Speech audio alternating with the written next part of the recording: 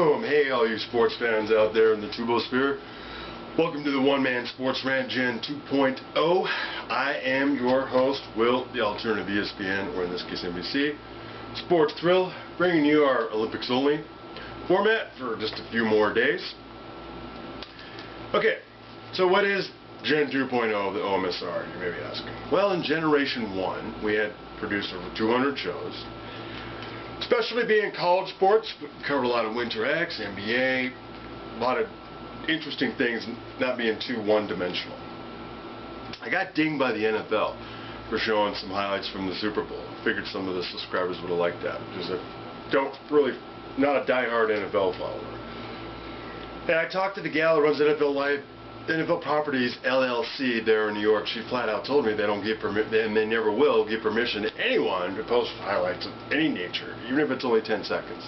Apparently, they got this staff that just sit around on their doves looking for videos on the social networking sites. So don't go there; they will find you. And so that was that on the full-blown getting dinged. You know what I mean by that. And then the NCAA was bugging me this year with Content ID, with some NCAA tournament games, with not the others. I was like, forget it. We're going to start over with a clean slate. But we have the formula to make this work. So, like that. That wasn't an easy decision to make. 200 shows, you can imagine the upload time. Some of them are 30 minutes long, whatnot. So, in Gen 2.0, it's always going to be 15 minutes. Okay, so now I'm going to sound like Tank here, Neil's operator. He's supposed to go through all this boring program software. Let's get to combat training.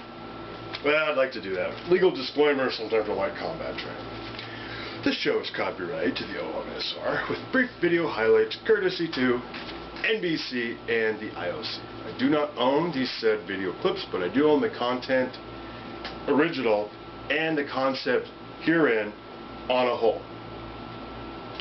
So that takes care of that. It is covered by what's known as the DCA or the DMCA, Digital Copyright Act, vis-a-vis the fair use standard and or a derivative.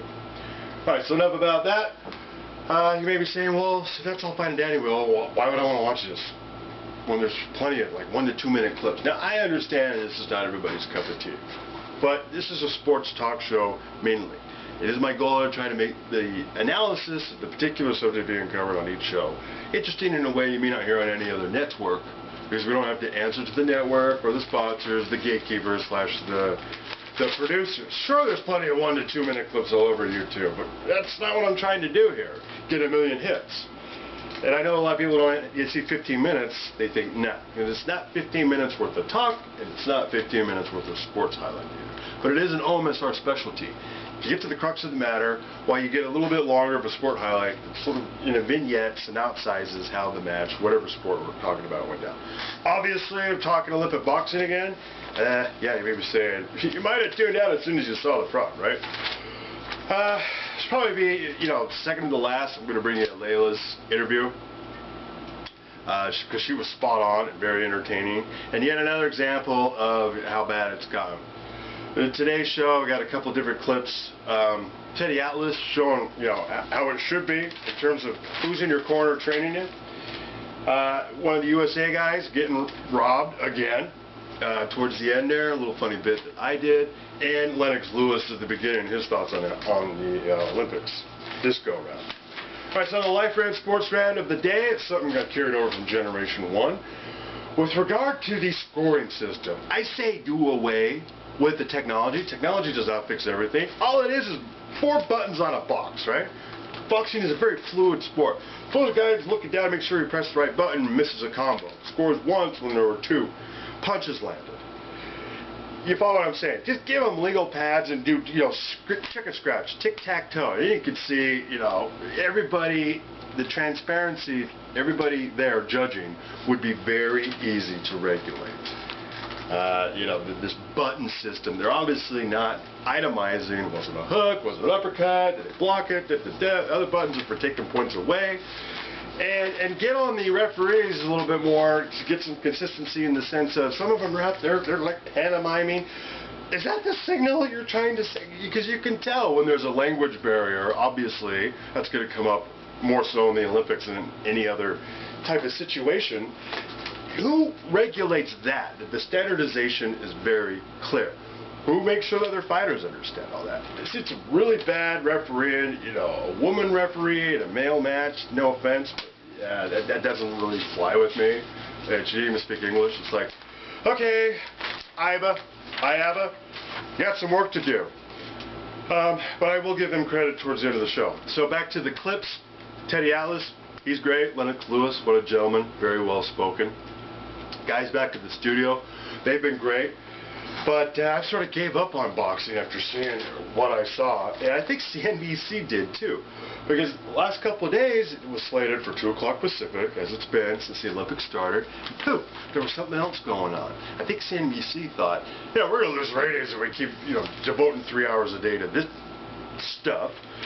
So that's probably all it's going to be for men's boxing, and I haven't had time to really watch any of the women's boxing. So the last boxing highlight we'll bring is Layla's, you know, hilarious, kick-ass interview.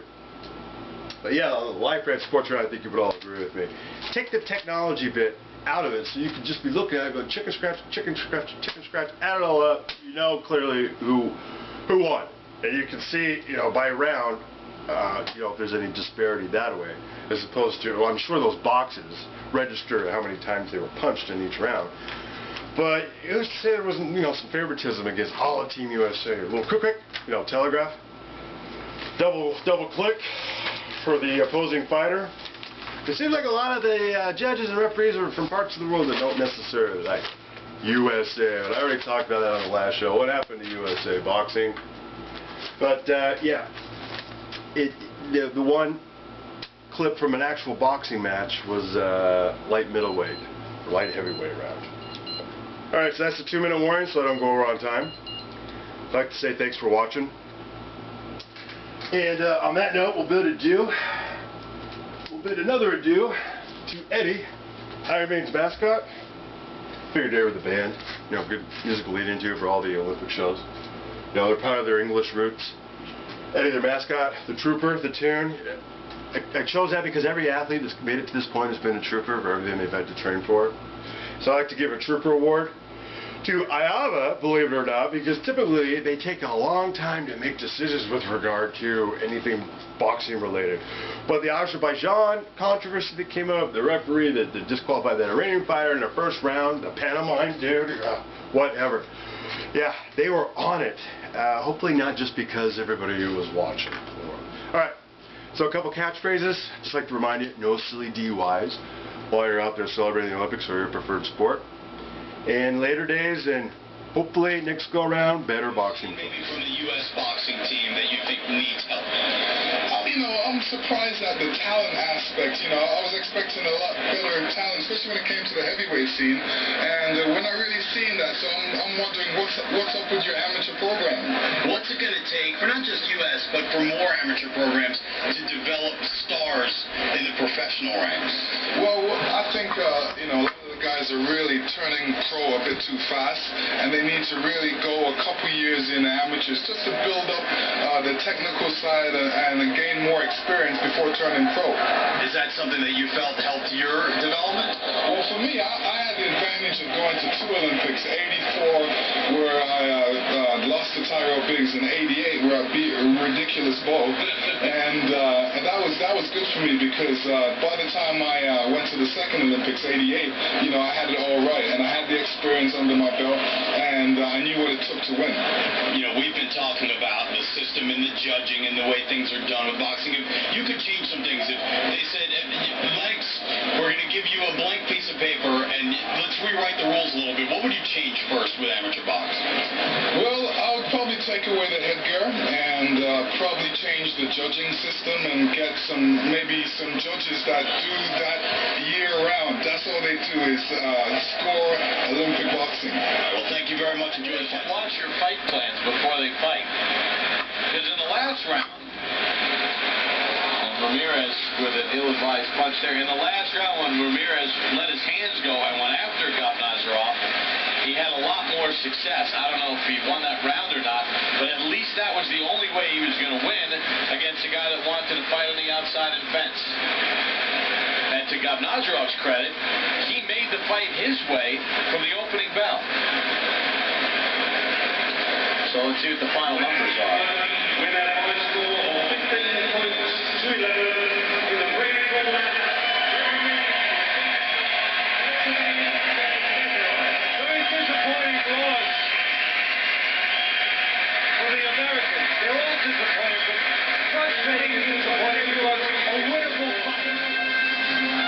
So Teddy, I walk into your gym, I'm 20 years younger, and I want to become a boxer. What are the first things you try to teach me, other than toughness? No, of course, that's the first thing, but make sure you have another job. That's part of it. But the first thing is, if you build a house, where do you start? The basement, foundation. Right. That's where we're going to start. Feet, shoulder length. Why shoulder length? This way you have balance, and you can also have mobility, and you can deliver the power from here to here. Bend your knees. Keep the weight forward on the balls of your feet. Unlike when you're here, bouncing on your toes. None of that stuff. Forward on the balls of your feet. You're ready to move. You can grip the floor. You have balance, and you're all set. If you're going to move to the side, never cross your feet. So move to the left, left foot first. Move to the right, right foot first. Yeah, not bad at all. Also, you step back, back foot first. Step forward. That's it. And always keep that stance. Never too close, never too far. Too far, you get straddled. You can't move anywhere. Too close, no balance. A little too wide.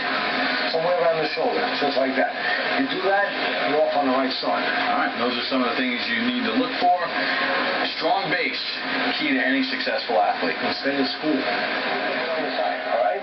Now, you're going to feel like pulling back because everyone feels scared when they see a box. That's normal. The fighters feel scared too. Control that. Think of the move. Don't think about what can happen. That's the trick. Control your emotions.